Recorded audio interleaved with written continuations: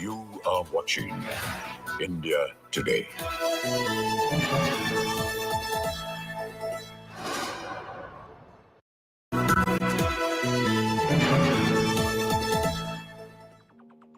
Just came around to say hello. One, I'm so fly. You took a nosedive. Careful when you play on my level. For you, it's so. Hey, hello. Motorola Razr 50 Ultra. Flip the script. Hello, Moto.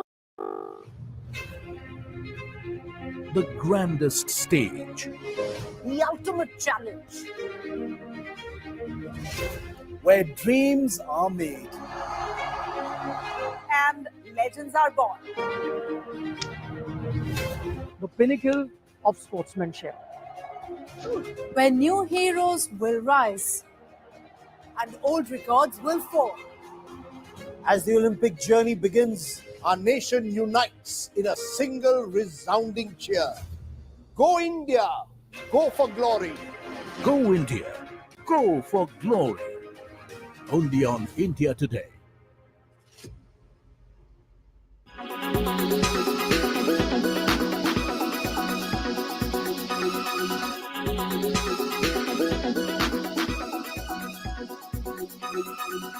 Make your media plan smarter with India Today Live TV on your connected devices.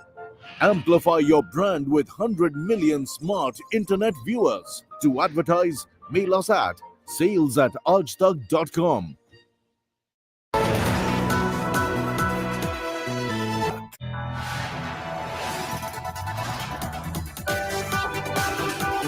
You are watching India Today.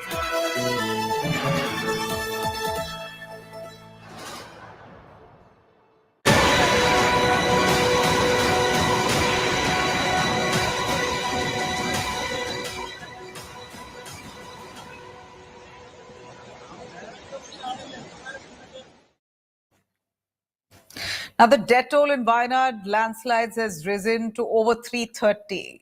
Rescuers are racing against time to search for survivors who are still trapped in collapsed buildings and under debris. Rescue operations, which has entered the fourth day, has further widened, with 40 teams that have been divided into 6 zones to carry out the rescue mission. While over 200 people were injured, the army and other officials have rescued about 1,000 people successfully, all individually brought out to safety.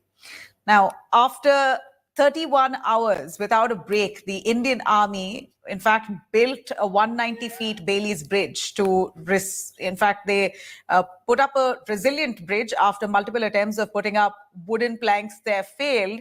They finally have come out with this bridge that you see there. It's called the Bailey Bridge, that finally establishes connectivity between Churalmala and Mundakai, the worst affected areas in Wayanad.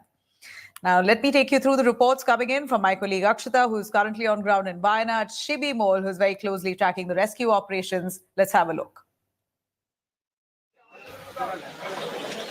The biggest challenge for authorities has been in handling all of the bodies, 300 and counting, that continue to come in here into hospitals in Mepadi town. And it is here that the bodies are brought. First, there's an identification process, which we'll run you through. But there's also the challenge of sanitization, of ensuring that no diseases spread, because you've got a whole number of relatives who gather here. Today, for example, an announcement was just made on the speaker that 5 bodies have been recovered, and the 5 bodies will be brought here. First, they're cleaned up, then kept here for identification for just about 20 minutes. And then there's a whole other process that's followed. There are anxious family members all around waiting for any news. We'll, of course, respect their privacy, so we won't be speaking to any of them.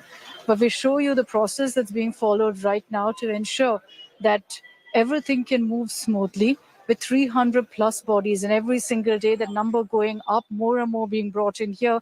Authorities and largely volunteers are doing a whole lot to bring the situation under control. We hear their ambulances ringing. These are how they're doing the identification of bodies. A little child's body has been found, and on him a uniform. So they're using that uniform logo, showing pictures of it to relatives who've gathered here, asking them if this body belongs to anyone that they know, if it belongs to their loved ones.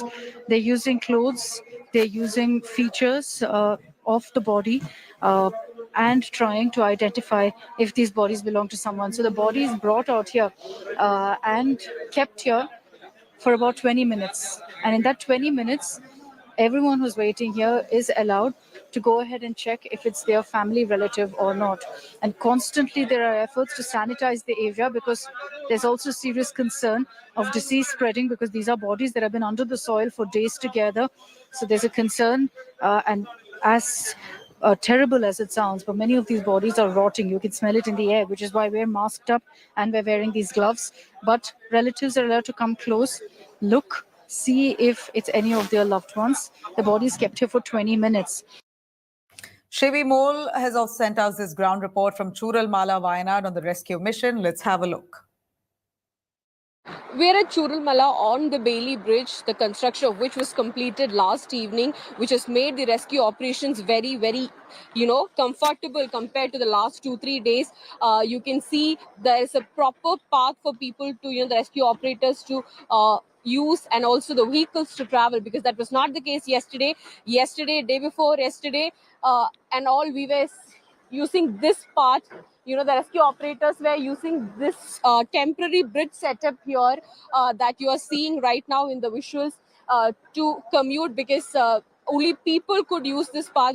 Very evidently that none of the vehicles can take this route. It was a temporary bridge that they set up, very, very difficult to use. One person at a time, maximum 2 or 3 people could only travel. But the case is different today once the construction is over, as vehicles with relief materials, with equipments and machinery are all taking this bridge to reach up till there at Mundakai, where the rescue operation is still pending, where the rescue operation is going in full swing. You can see the path leading to Mundakai. It's a 3-4 kilometer route which the rescue operators were yesterday walking, recovering bodies and walking through this 3-4 kilometers down from Mundakai.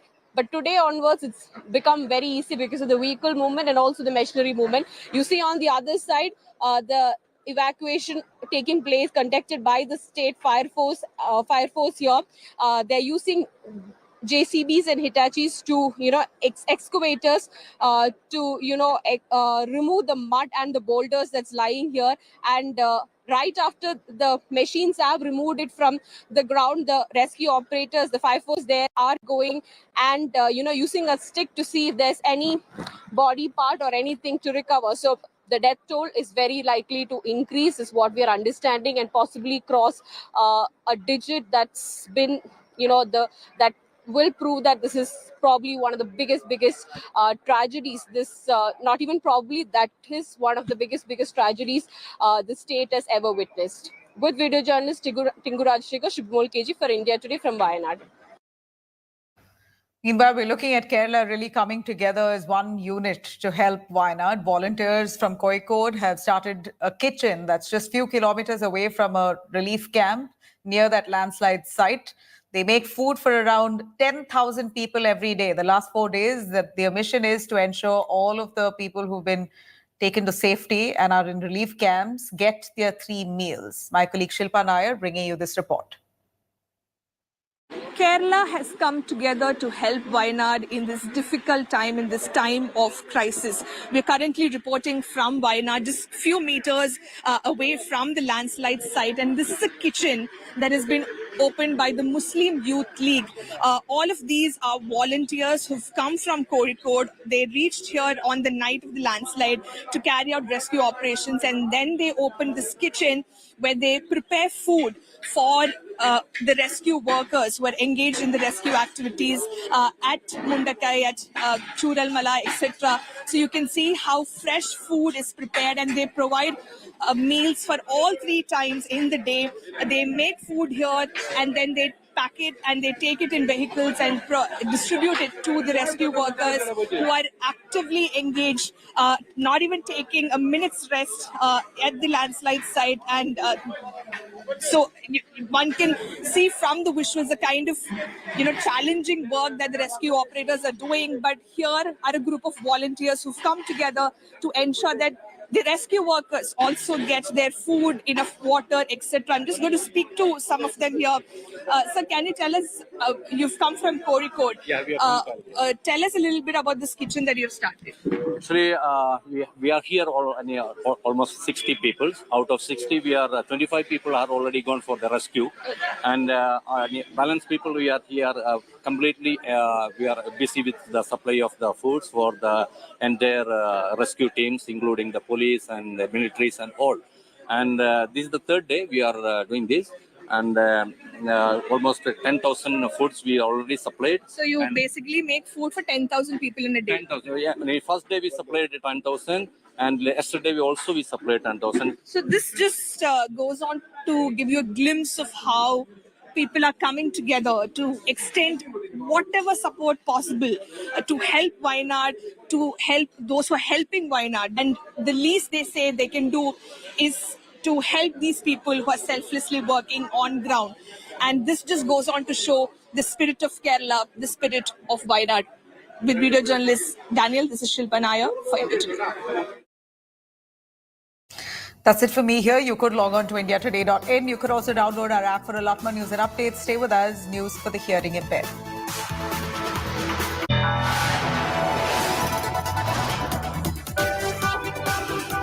You are watching India Today.